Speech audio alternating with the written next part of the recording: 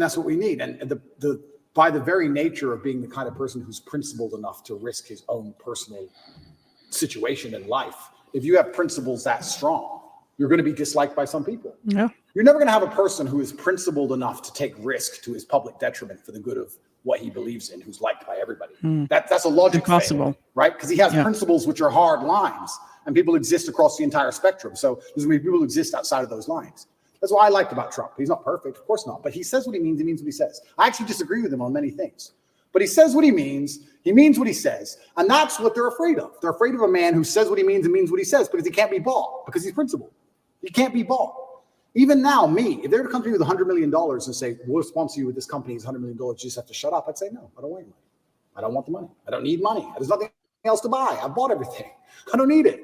My principle's worth more. So, and that's what they're afraid of. They're afraid of principles. And it goes back to the original point. They're trying to remove all of our morality, all of our baseline understanding of things. Connect is an application which allows you to take a minute to connect with influencers from all around the world.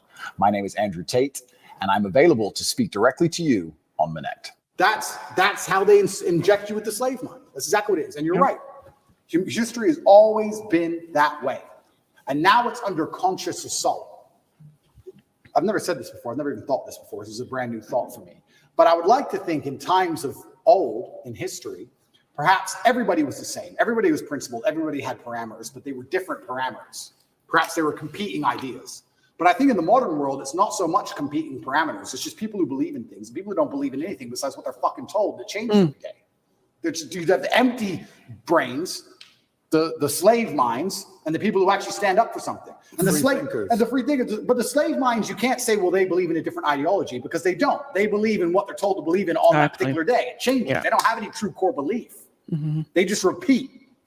I talk about the Matrix all the time, and people say, why did you choose that terminology? And I chose that terminology because it is perfectly accurate in describing exactly what is happening.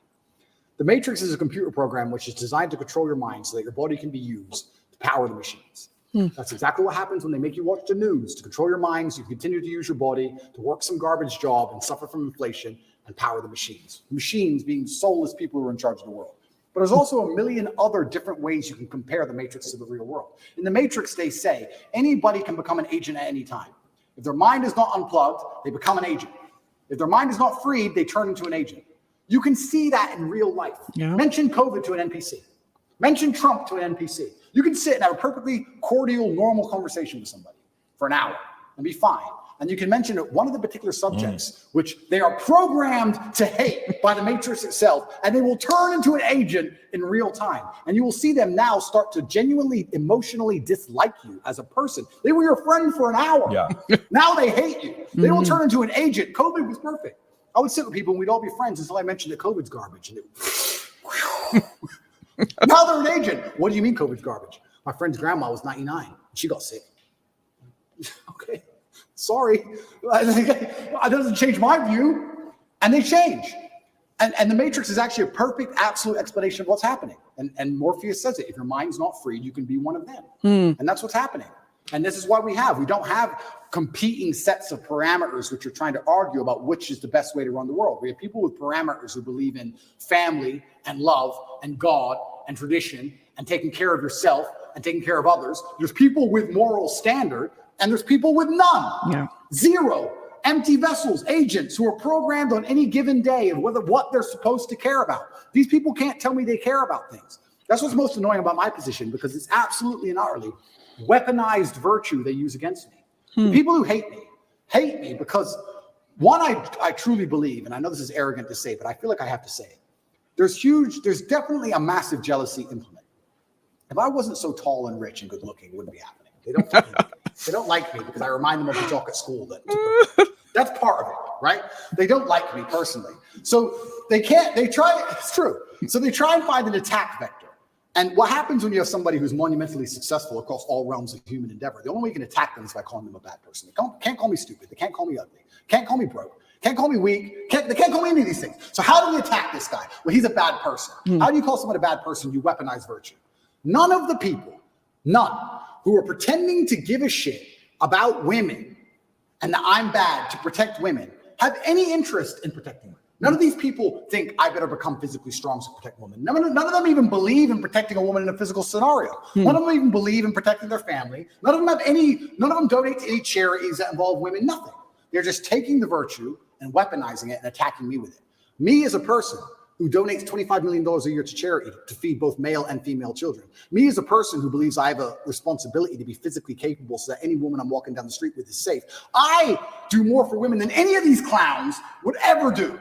But they're just weaponizing virtue and attacking me with it. It's not even genuine virtue. That's what's so upsetting about it. These people, the matrix-minded people, have so few parameters and so few virtue. Whenever there's virtue inside of them, it's only so they can take it, weaponize it, and fire it at you. They don't give a shit about any of the issues they talk about. They don't care about race. They don't care about women. They don't care about gays. None of it. They take it, they put it in a bullet, and they shoot it at the people they don't like. It's all fake.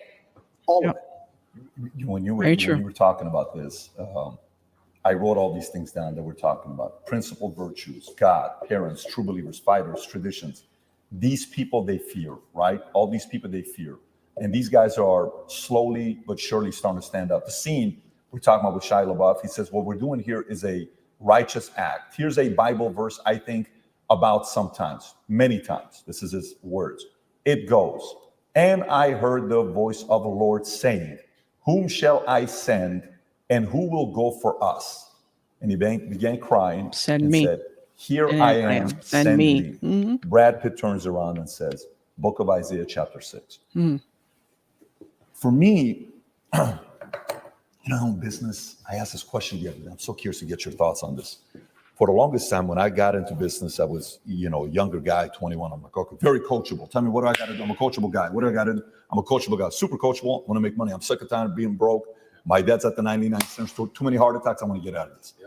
So I'm like, hey, Patrick, basic stuff. When you're doing business, when you're talking to rich people at Morgan Stanley, Dean Witter, never talk religion, never talk politics, never talk sex. Just don't talk about those three things. I said, okay, guess what? Never talk politics, never talk religion, never talk sex. No problem. We're going to business. So what do you think about the political climate today, Pastor David? Oh, what do you think? Well, I think this is, but what do you think, Patrick? I don't know, quite frankly, I think I'm trying to figure it out for myself right now, but we'll see what's going to happen. Like, whatever way you're deflecting and you kind of going your phone. Hey, what do you think about God? What is your opinion on Islam or Muslim? Yeah. Well, for me, you deflect that. Eventually you're sitting there, you're like, the people that I know at that level want to talk about those three topics. Now, sex is maybe off camera and they're kind of having fun with it, but they want to talk about politics and religion. Yeah. So we, for the longest time, have been silenced. And now the ESG community, all this time they've told us to stay quiet, and they're saying what? They're talking politics, they're talking religion, and they're talking sex. Sex the way through LGBTQ. What's wrong with that? What's wrong with it? It's normal. It's normal. It's normal. No, it's not normal. Well, listen, you guys shouldn't talk about politics and sex and religion. Shouldn't be doing that. Yeah. And then you see this one, during COVID, one pastor, Australia, Syrian man. I don't know what his name is, Vinny. What's his name? The Syrian pastor, priest from Australia. And he was fighting all the anti-COVID guidelines, and his stuff is going viral. He's doing this. And you've seen these messages. Some of the people that stood up, they stood up because they feared God. Yeah. Okay. And for you, with your life, it's been interesting watching you go through your evolution of your faith. Yeah. Pre-2022, former atheist, couple of the things you've said in the past, God isn't real because you can't prove it. Yep. Okay, kind of like that was more the Malcolm X argument, right? Yep. Bad things happen to good people and good things happen to bad people far too often for God to exist. Yep. I'm the center of my universe. That's pre-2020. Yep. Then gradually you start talking about Christianity and, in 2020 you made a video announcing that you were wrong about what you had said previously about God, right? Yep. Now you start saying people are who are atheists are angry, bad energy people, and I don't want to be on that team anymore. And even if God is not real, the world is a better place if people do believe in God. I know God is real because there's so much evil in the world that there has to be an equal and opposite force. The devil can't exist if God does not. And if you look at the world today, it is very obvious that the devil does not exist. And I'll go to the last one here with Muslim.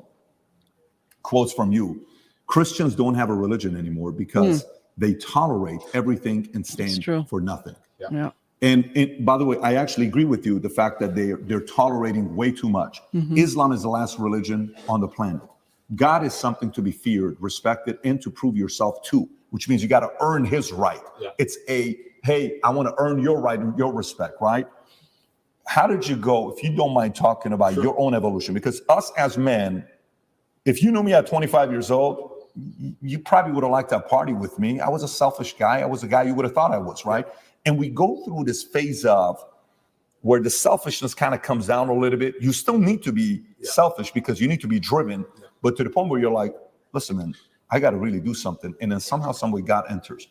What's been your evolution of your faith, and where are you at today? Yeah, I think it's third law, equal and opposite force. What you just said there is absolutely true. There has been equal and opposite force to all the evil in the world. And that the equal and opposite force to all that evil has to be God. And I've talked about this at length, even with atheists. And I try and say that regardless of whether you're an atheist or not, you're thinking of God as a man in the sky. You need to think of God as a concept as a whole. And once you do that, it's impossible to accept that he doesn't exist, right? I said to the atheist, I said, let's say there was 2 islands. You're shipwrecked, right? And there's 2 islands. Both of them are full of savages. On one island, you and your friend are shipwrecked. On one island, your friend goes and he crashes and they kill him and they eat him. And you go to another island and they want to kill you and eat you, but they don't because it's against their religion. Did God save your life? Who cares? Who doesn't even know the name of their God? But their God said, don't kill shipwrecked survivors. And now you're alive. So their God saved your life. The concept of God in and of itself saved your life. You owe God just for the concept of it, the idea of it. So even the idea of opposing evil as a whole is a belief in God. So you're either an evil person or you believe in God in some regard. And then once I understood that there had to be an equal and opposite force, I was raised Christian. I live in a Christian nation. Romania is actually, I think, the second or third most Christian country on earth. It's a very Christian country here. It's churches everywhere. They strongly believe. And that's where I began my journey. But I always had a very healthy respect for Islam because I understand that to a degree, to have a religion at all, you have to have an intolerance to a degree. Because without an intolerance, you don't have rules. You don't have laws. You don't have any, like you said, you have to earn God's respect. If you're a religion which is tolerant of everything, then you don't have to earn God's respect. You can be a bad person and do bad things. God loves me, so it's fine. Well, no, it's not, because that's not the point of the religion. So then you extrapolate that out, and I was sitting and thinking, well, what's the primary function of a religion? And the primary function of a religion, I don't believe is the religion exists so I can live forever. I mean, that's a nice thought. But I think on a macro level, the primary objective of a religion is to restore and contain some degree of traditional value within the society. How do you judge? Let me change the way I worded that. How do you judge the success of a religion? I don't think you can judge it by the number of people who join it, because there's lots of people who are Catholic who don't act Catholic. They don't act in any way particularly Christian. Anyone can say they're something. You can walk into a strip club and everyone says they're Christian. It doesn't mean anything, right? So how do you judge the success of a religion? Well, I like to think the best way to judge the success of a religion is how successful is it at fighting evil? How successful is it at preserving the morality of a population in X parameter, in X geographical area? So when you look at it from that way, you can't say that Islam isn't the most successful religion on earth. It's the most successful in regards to opposing evil. It's the most successful in regards to opposing its differing viewpoints. It's the most successful in regards to having people act within the limits and the confines of what it finds to be moral and good to God. It's the most adhered to. It's the most feared. It's the most respected in most forms. And then also I'd like to think... I would say it's the most feared. Yeah, it's the most feared. But what is respect without fear? Do we respect men we don't fear? If there's a man who could do absolutely nothing to you on any level at all, you might be nice to him, sure, because we're not bad people. But would you really respect him? If you could take his chick in front of his face, set his car on fire, and he wouldn't do a thing, you wouldn't respect him. You might be nice to him because we're not bullies, but you wouldn't respect him. Respect and fear are linked. They're not always the same thing, and you can maybe have fear without respect, but it's very hard to have respect without fear. And also, I heard someone say once that we see the world as we see ourselves. If you're a thief, you think everyone's a thief. If you're a liar, you think everyone's a liar. And I kind of agree with that. I understood that. I also like to think we see religion as we see ourselves. I like to see myself as a person whose respect you have to earn. I like to see myself as a person who has strong, rigid boundaries. I like to see myself as a person who will stand up and say, no, that's wrong. I like to see myself as a person who's not afraid of being shamed by whatever community for saying, I don't agree with that particular ideal. I like seeing myself that way. So if I'm going to see myself that way, then I'm going to naturally align with a religion that operates within that form. So when I say Islam is the last religion on earth, I say it because it seems to be the only one who will stand up and say no. We don't care. No, that's not what the book says. No. I was raised Christian, and Muslims as a whole, we have no problems with Christians. None at all. I don't want anyone to think I'm anti-Christian, like I dislike Christians. We don't have a problem with Christians. We believe in a lot of the same things. We believe in Jesus. We put more respect on the name of Jesus than most Christians do. I just don't like the idea of people saying they're a Christian and saying, but because I'm a Christian, I can do whatever I want and throw all the rules away and none of it matters. Because once you have that level of tolerance, you no longer have a religion. Islam seems to be the last religion left with parameters. If you don't have parameters, you don't have a religion at all. So the closer I found myself to God, the closer I found myself to Islam. That's just how it ended. And Andrew, speaking of fear, one could argue that Islam these days, certainly in the last 20 years with the war on terror, they've also been the most vilified. Absolutely. Right? So, you know, everything that we've seen happen with extremism and everything that's going on all over the world, how are you grappling with that? You've been a Christian for years now, Islam, everything. And you know what? That's such an interesting question, because when I was younger, especially when I was an atheist, I would sit and think, people are really doing terror attacks and doing all this crazy stuff because, you know, they're upset over a cartoon. That's so stupid. And nobody should kill him. Nobody should kill anybody. Charlie Hebdo, everything. Nobody should kill anybody. Nobody should kill anybody. I'll make that very clear. But also part of me is now saying, why would you want to insult the prophet for billions of people? Why would you want to do that? I don't even want to make the argument against free speech. I'm not even saying you couldn't be allowed to. This is a sensitive subject. I'm just saying, what kind of person wakes up and thinks, I want to do that? I don't know. I just don't think that's a healthy mindset. Like when I see these Satanists, and they're, especially in America, and they're doing, let's keep it on Christianity, these Satanists, and they're dressing up Jesus as gay and all this stuff, like, that's not done in any kind of good faith. No. There's no good reason to do that. That's done with genuinely malicious intention. And what kind of people want to do that? And then the answer by extension is, I thought America was a Christian country. So how can you have a Christian country where the prophets of the religion are mocked to the highest possible levels within the confines of the country, and it's promoted? Is that a Christian country? Doesn't seem like a Christian country to me. I don't think the same thing would happen with Islam in Saudi Arabia. I can't imagine that happening. So how can you say we're a Christian country, but everyone's mocking our God on the streets? Ha, ha, ha. It's on Netflix. Ha, ha, ha. That's not a Christian country to me. So if you're not a Christian country, then where's the religion? Where the religion's supposed to enforce certain boundaries. You're supposed to at least show it respect, you know? And it's also kind of interesting because in Christian countries, there's more respect for Islam than there is for Christianity. In a Christian country, name one. They still don't do it with the Islamic prophet. Why do you think that is? It's too much smoke. It's just not worth the heat.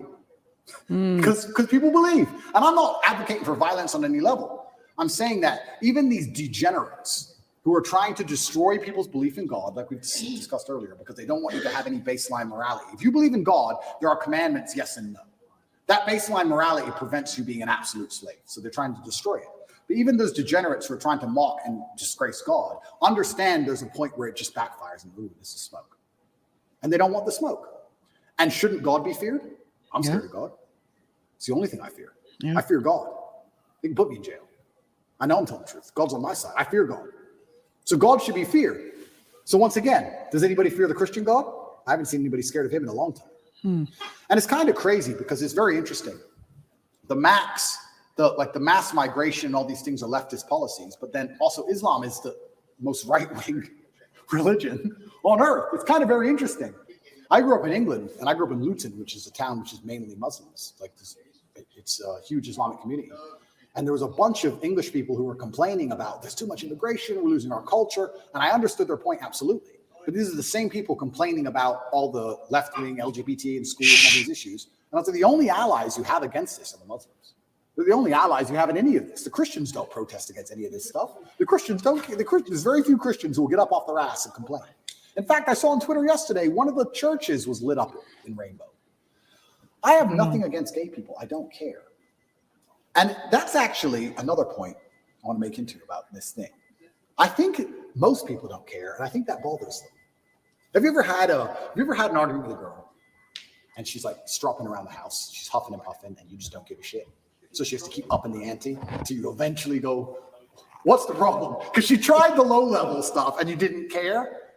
I kind of feel like this has a remnants of that. I'm gay, cool. I want to get married. I want to wave my dick in your kid's face. Whoa, whoa, whoa, whoa. It's like, whoa. I feel like they tried to annoy us, and we're like, we don't give a shit. Do whatever you want. Be a person. We don't care. And now they're like, okay, well, we have to get to a limit where they have to react. Yeah. We want attention now. We want them to care about what's the right move on that? Well, that's the point. It's difficult because there comes a point where you simply have to address it, and now you have to oppose it. And this is sorry to interrupt you, but this is why they're so careful and so clever with what they do. They package it all together. LGBTQ. I would argue. I don't know what Q is. Firstly, sorry, I don't know what Q. Questioning. Q. All right. I would argue that G and T are very different things. Beyond. A gay man and someone who's chopped the dick off are very different things. Yeah. So they package it all together. So now, because the spectrum of your enemy is so large, you have people who are fully this way. You have people who we accept and are normal in society. We have no problem with gay people. And they put it all together. You're an enemy of all these people. And they complicate the argument and they mix it all together. And now you're a bigot. And really, you just want your kids to be left alone. Really, you just want to leave the children alone. Of course. So all you want to do is leave your kids alone. And then it's like, okay, I'm now raising children. I have more children than most people would believe. How do I protect my children from this insanity? God. Which God can protect my children? Allah, Islam. I'll move them to Dubai or Saudi Arabia, and none of this will happen. Can I trust a Christian nation? Some of them. Romania is a Christian nation, and to a large degree, they oppose quite a lot of this stuff. But they're also NATO, and they're also EU, and they also rely on bailouts and grants and money. And on a long enough time frame, even in the 7 years I've lived here, I have watched certain attitudes change because money buys influence and power. So Andrew, not to cut you off, how much of you converting from Christianity to Islam is actually the belief in God versus the societal pressures that are facing children? Because it seems like it's a little bit of both. For you to believe in God, you have to respect him. Yeah. How can I believe and put my life in the hands of someone I don't respect? And I'm going to respect a God which is feared.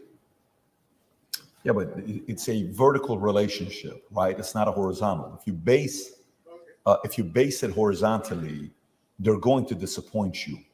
If you think about, if you're going to believe, let's go believe Prophet Muhammad, his teaching, and let's go believe the Bible, NIV, and Jesus, Father, for God so loved the world that he gave his, you gave your son for me.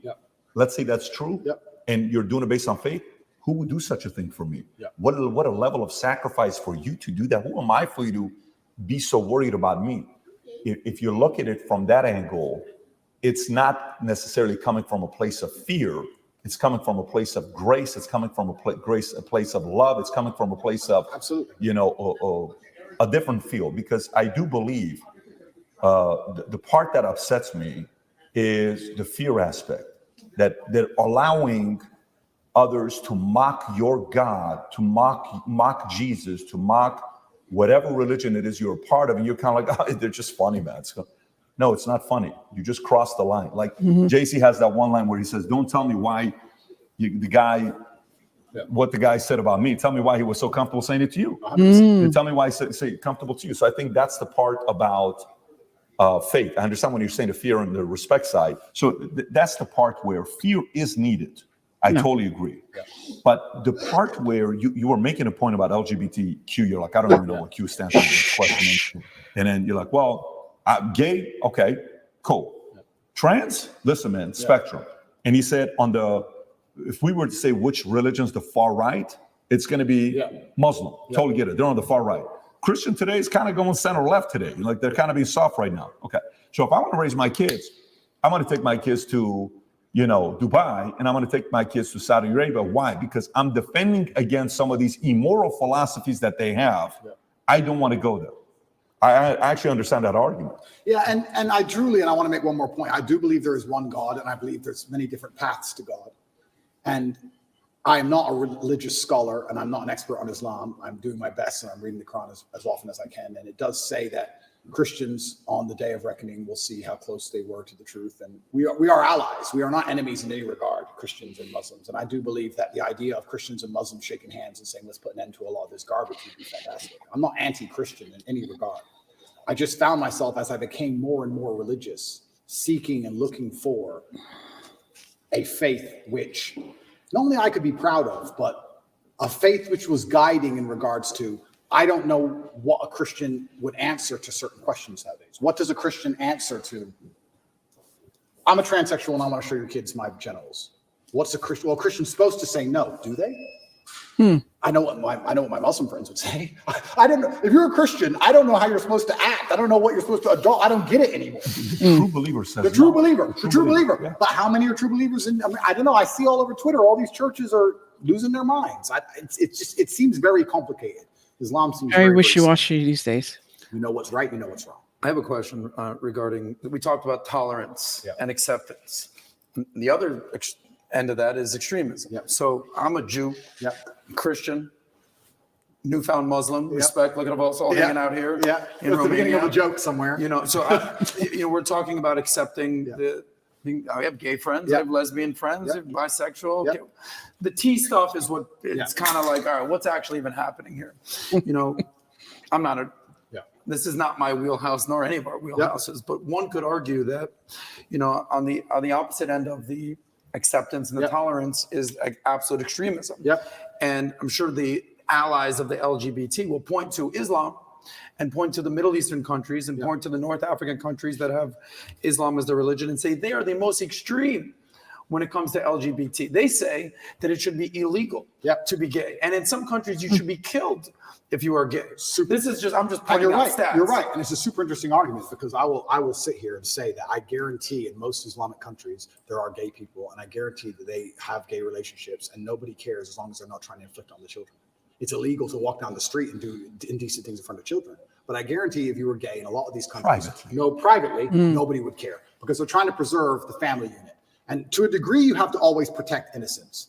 When you talk about extremism, I would be friends with a gay person. Yes, I'm a Muslim, but I would be friends with a gay person because if a full-grown man decides to make a decision, it's his decision to make. But I must protect innocence as a man, so I must protect children. If two full-grown men decide to have a fight, let them fight.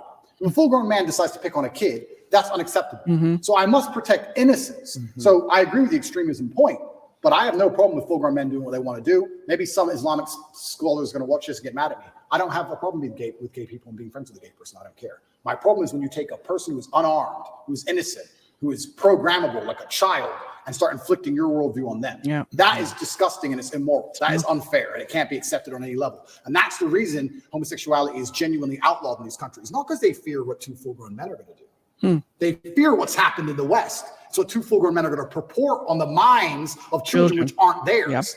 That's what they're afraid of. I don't know if you saw the interview. CNN is interviewing this in Africa, and I have the video. I don't want to play the video. The leader. Yes, and he's talking about democracy. He says democracy says, look, you can do whatever you want to do. He says, what do you think about gays? And his reaction was like, what do you mean? What they do? I don't agree with what they do. You think that's okay? Anyways, he's given his argument, right? And the lady's reaction is like, how could you? Says, look, you keep your beliefs to you. Do not bring it to our country here, right? The challenge goes back to, remember how you're like the girl that you're dating is like, so what happened? I asked you to bring the oranges from the store. How come you didn't bring it? Yeah, I forgot. Hey, so how about this? And that's why you love your mom more than you love me. And you're like, oh, shit, you're getting around them. And now there's a fight, right? Okay. Well, is the mistake being too tolerant from the beginning? Is the mistake being too accepting from the beginning? Is the mistake of, like the fear when I talk to Second Amendment guys and the fear about, what's wrong with them doing background checks? What's wrong with them doing this? He says, look, that's how it starts. You give them the background checks, then they're going to come for everything. Oh, you're over exaggerating. No one's coming for your guns. Well, you also said 20 years ago, Hillary Clinton, marriage is between a man and a woman and the sanctity of marriage 20 years later. So that is the fear where one must watch this as a case study. Say somebody start a new country and saying, look, here's where we stand. These are the laws we're not touching. We're not going to be doing X, Y, Z. You've been too tolerant and now you're paying the price for it. And now you're reacting to it. And that's exactly why you completely nailed it. If you give an inch, they take a mile. And that's why I think in a lot of these countries, they have it's officially illegal. They're actually quite tolerant of it, more than you'd believe. I'm telling you, you can go to Jordan and your waiter will be a bit fruity. You can tell. Nobody cares. Nobody cares. Nobody gives a shit, right? But they have it officially illegal to prevent it ever bleeding out into actually affecting the mindset of society. You can do what you want, you're a full-grown man, but society is based on family, traditional family values. That's how our society is based. That's how we show ourselves to the world, and that is not going to be affected or changed.